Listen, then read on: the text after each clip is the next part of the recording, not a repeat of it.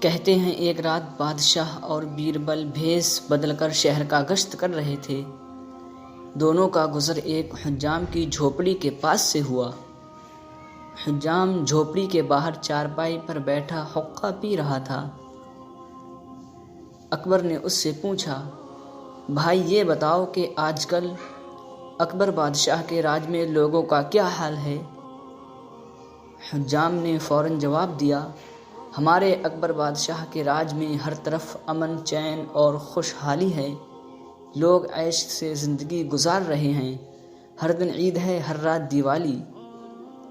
بادشاہ اکبر اور بیربل حجام کی باتیں سن کر آگے بڑھ گئے۔ تھوڑا آگے جا کر اکبر نے بیربل سے فخریہ لہجے میں کہا، دیکھا تم نے ہماری سلطنت میں رعایا کتنی خوش ہے؟ بیربل نے عرض کیا، بے شک جہاں پناہ آپ کا اقبال بلند ہے۔ چند روز بعد پھر ایک رات دونوں کا گزر اسی مقام سے ہوا۔ اکبر نے حجام سے پوچھ لیا، کیسے ہو بھائی؟ حجام نے چھونٹتے ہی کہا، کیا حال پوچھتے ہو بھائی، ہر طرف تباہی بربادی ہے۔ اکبر کی حکومت میں ہر آدمی دکھی ہے۔ ستیہ ناش ہو اس منحوس بادشاہ کا۔ یہ سن کر اکبر حیران رہ گیا۔ یہی آدمی کچھ دن پہلے بادشاہ کی اتنی تعریف کر رہا تھا، اور اب ایسا کیا ہو گیا؟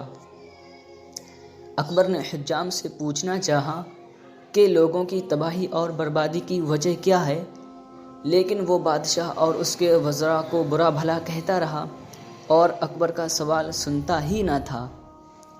اب بادشاہ نے پریشانی کے عالم میں بیربل سے پوچھا، آخر ایسا کیا ہوا کہ یہ شخص چند ہی روز میں ہمارے خلاف ہو گیا؟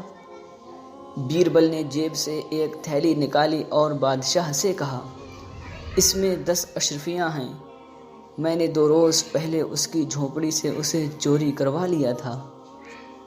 جب تک اس کی جھونپڑی میں مال تھا اسے بادشاہ اور حکومت سب اچھا لگتا تھا اور اپنی طرح وہ سب کو خوش اور سکھی سمجھ رہا تھا۔ جب اس کی دولت لٹ گئی تو اسے شدید رنج ہوا، اور اس غم میں اسے سارے لوگ تباہ حال اور برباد نظر آتے ہیں۔ اکبر اس کی بات سن کر چونکا۔ بیربل نے مزید کہا، جہاں پناہ، اس سے آپ کو یہ بتانا مقصود تھا کہ ایک فرد اپنی خوشحالی کو دوسروں کی خوشحالی سمجھ لیتا ہے، جبکہ ایسا نہیں ہوتا۔ سب کو اپنے مسائل اور دکھ سکھ ہیں، جنہیں وہی بہتر سمجھتے ہیں۔ درد جسے ہوتا ہے وہی اس کی شدت کا حقیقی احساس کر سکتا ہے۔